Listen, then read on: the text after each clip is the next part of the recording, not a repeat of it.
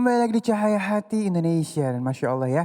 Mudah-mudahan hari ini banyak ilmu yang kita dapatkan dan kita masuk ke dalam tema kita yang ketiga. 4 musuh orang beriman. Siapa aja nih ya. Dan insya Allah akan dibahas oleh guru kita yang dimuliakan Allah Subhanahu Wa Taala. Al-Ustadz Fikri AZ. Allahumma salli ala Sayyidina Muhammad.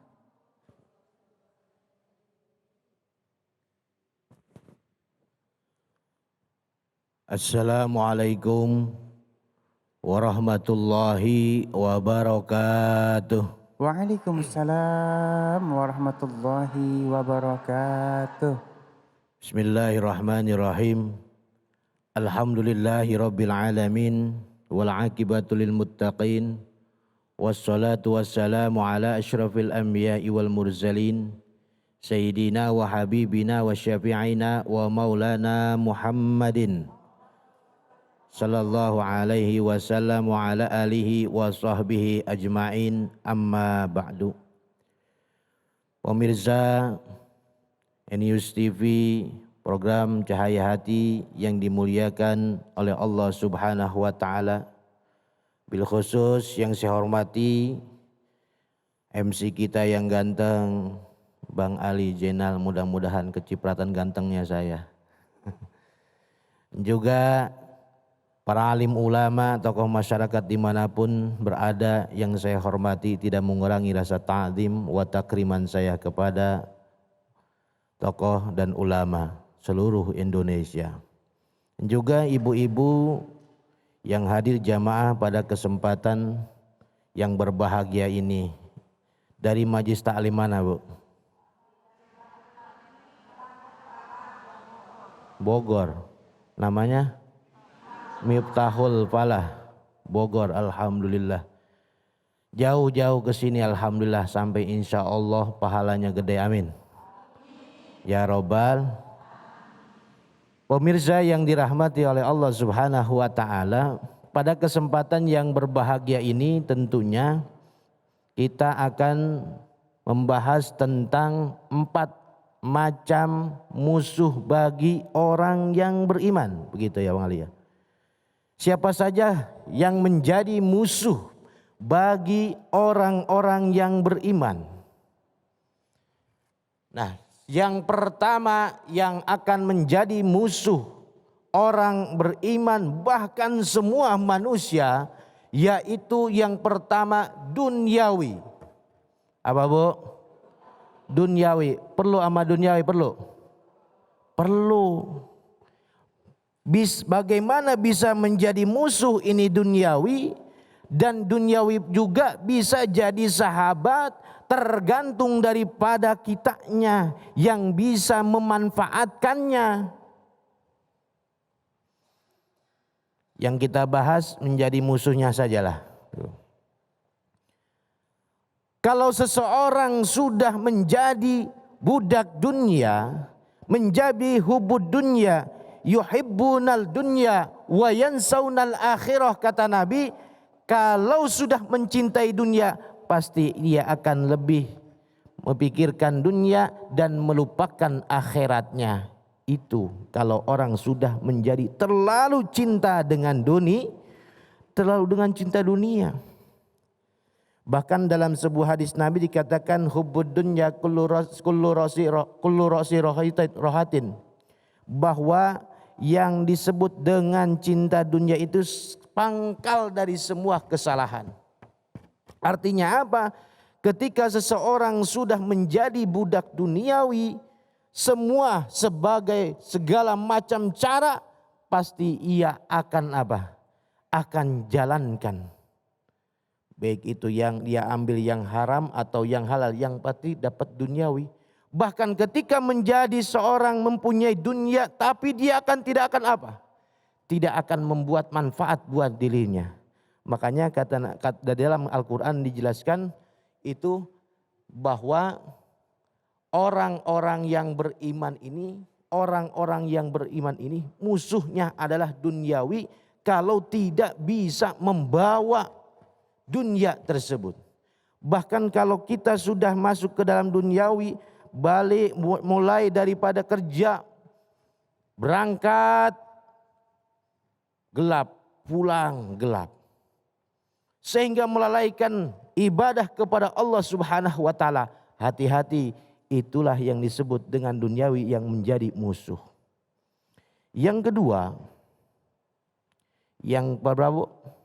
Kedua, musuh bagi orang yang beriman, ya Bang Ali, yaitu nafsu. Punya nafsu? Punya nafsu Bang Ali? Lah punya. Emang malaikat. Allah menciptakan manusia adalah makhluk yang paling sempurna dibandingkan dengan makhluk-makhluk yang lainnya.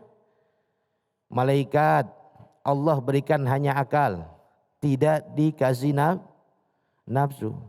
Kalau malaikat dikasih nafsu oleh Allah, itu ibadahnya, baca tasbihnya, sholatnya, ntar dulu dah, ngopi dulu. Kalau punya nafsu.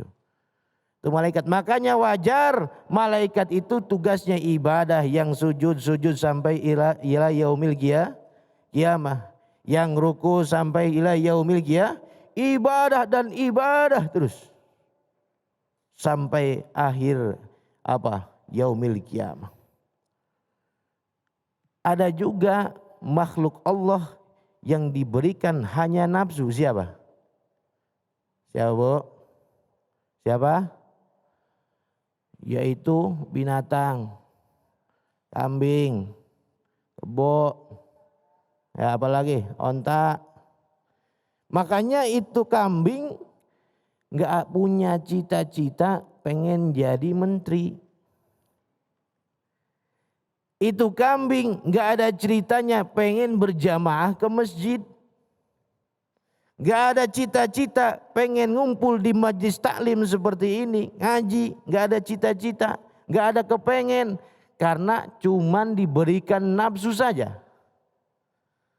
Hanya diberikan nafsu, jadi kerjanya cuman makan, minum, tidur, buang air, bahkan buka aurat pun kagak apa.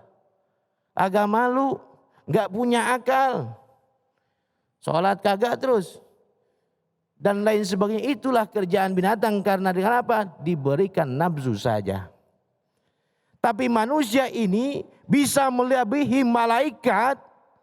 Itu kalau manusia bisa mempergunakan akalnya, memimpin dirinya untuk taat kepada Allah Subhanahu wa taala. Karena kenapa? Manusia diberikan oleh Allah Subhanahu wa taala dua, yaitu akal dan nafsu. Dan musuh yang paling terbesar bagi orang-orang mukmin yaitu nafsu yang ada dalam diri kita. Musuh paling terbesar yang ada dalam diri kita nih, nafsu kita. Kalau kita bisa mengalahkannya, maka kita lebih mulia, lebih tinggi derajatnya daripada malaikat tuh. Lebih tinggi derajatnya, lebih mulia derajatnya dibanding malaikat. Kalau seseorang muslim sudah bisa mengendalikan hawa nafsunya, insya Allah selamat dunia dan akhirat. Ya, bahkan jihad paling besar itu apa? Kata Nabi, melawan hawa nafsu yang ada dalam diri kita. Paling besar jihad, pahalanya gede. Seperti kita ngaji nih, pada kesempatan ini. Ngaji kan melawan hawa nafsu. Kalau ngaji tidak melawan hawa nafsu, itu mungkin pahalanya kecil.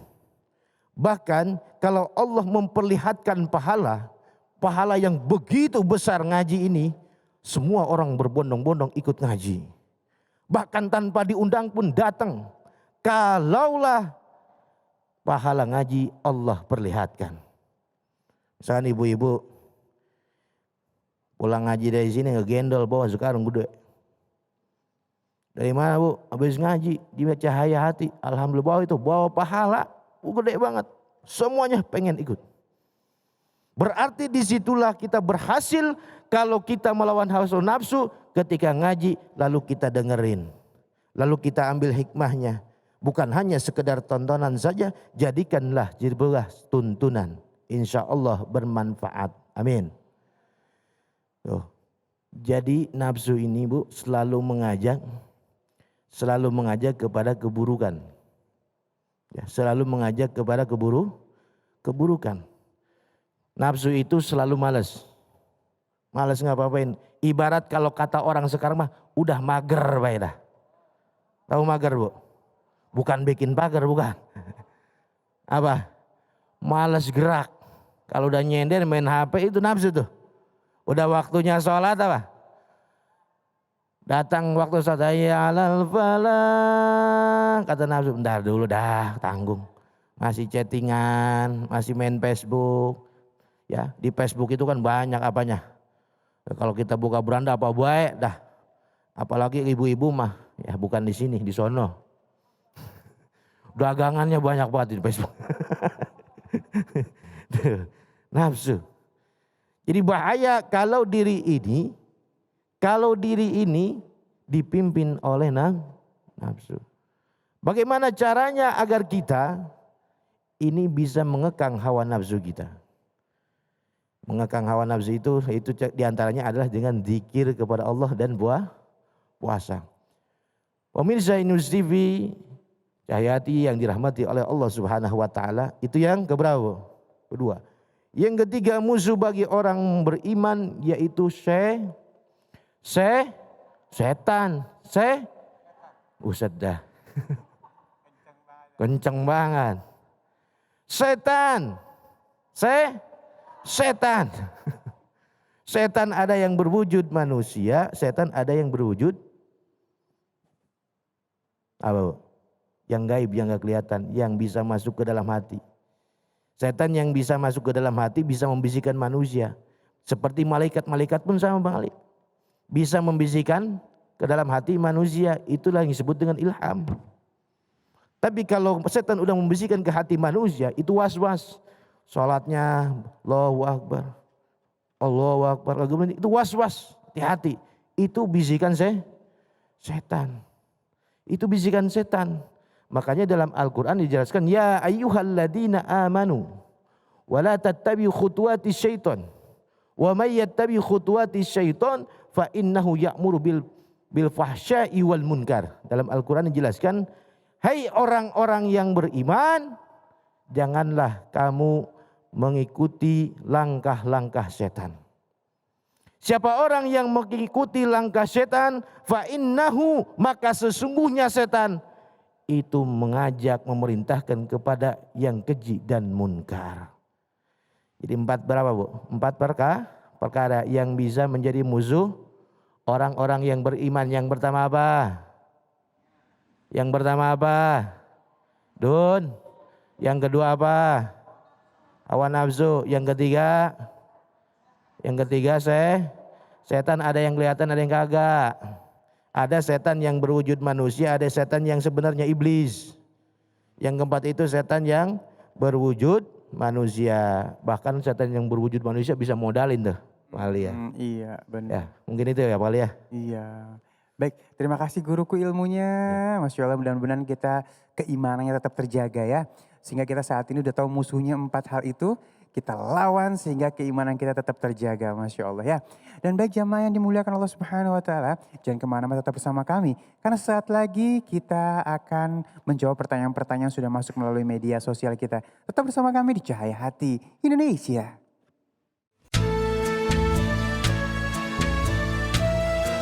Sosok Rasulullah Shallallahu Alaihi Wasallam merupakan panutan bagi kita umat Islam di seluruh dunia, baik dalam beribadah maupun menjalankan kehidupan sehari-hari. Beliau pun sangat menyukai kesederhanaan dan selalu menghindari sifat tabaruj atau berlebihan. Hal itu pun bisa terlihat dari rumah sang Rasul. Lalu bagaimanakah penampakan secara keseluruhan dari rumah Rasulullah Shallallahu Alaihi Wasallam? Berikut Cahaya Hati Indonesia telah merangkumnya untuk jamaah di rumah. Rumah Rasulullah Shallallahu Alaihi Wasallam telah dihuni sekitar 14 abad dan tak ada yang tahu persis bagaimana bentuk aslinya. Tapi kita masih dapat melihat replika dari rumah Rasulullah di Museum The Messenger of Allah Exhibition yang berada di depan gerbang 8 Masjid Nabawi di Madinah yang setiap hari ramai dikunjungi para jamaah. Tak hanya rumah baginda Rasul, para jamaah pun dapat melihat dan mempelajari silsilah keluarga dari Rasulullah.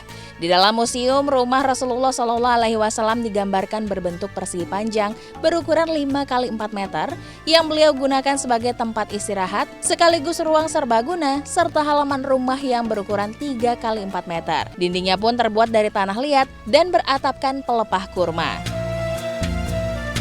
Setelah Rasulullah Shallallahu Alaihi Wasallam wafat, beliau dimakamkan di arah kiblat di kamar pribadinya. Tak hanya baginda Rasul, rumah beliau pun menjadi makam bagi sahabatnya Abu Bakar As-Siddiq dan Umar bin Khattab dengan jarak masing-masing 1 hasta. Saat ini pun bagian utara rumah masih terus menjadi tempat tinggal Aisyah hingga akhir hayatnya. Aisyah dimakamkan di Baqi dan setelahnya tak ada lagi penghuni di rumah Rasulullah Shallallahu Alaihi Wasallam. Demikian itulah potret rumah yang sangat sederhana dari Rasulullah Shallallahu Alaihi Wasallam. Tak ada kesan mewah di setiap bagiannya, meski beliau menjadi sosok yang mulia.